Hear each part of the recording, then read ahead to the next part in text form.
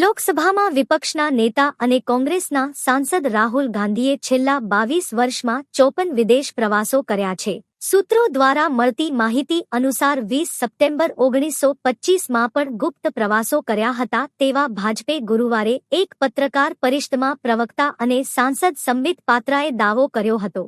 જો કે ભાજપના આ આરોપો પર કોંગ્રેસ પક્ષ તરફથી કોઈ સત્તાવાર પ્રતિક્રિયા નથી આવી. એક મીડિયા અહેવાલ અનુસાર પાત્રાએ દાવો કરતા કહ્યું હતું કે રાહુલની દરેક વિદેશ યાત્રામાં 3 થી 4 લોકો સાથે હતા. આ યાત્રાઓનો કુલ ખર્ચ આશરે ₹60 કરોડ હતો. રાહુલના સોગંદનામા અનુસાર છેલ્લા 10 વર્ષમાં તેમની જાહેર કરેલી આવક ₹11 કરોડ હતી.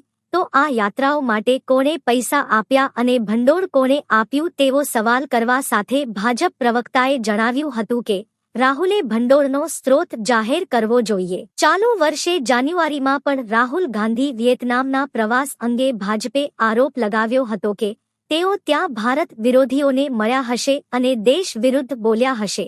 ભાજપના રાષ્ટ્રીય પ્રવક્તા સુધાંશુ ત્રિવેદીએ બતાવ્યું કે રાહુલ ગાંધી ભારત વિરુદ્ધ ઝેર ઓકવા માટે વિદેશ જાય છે.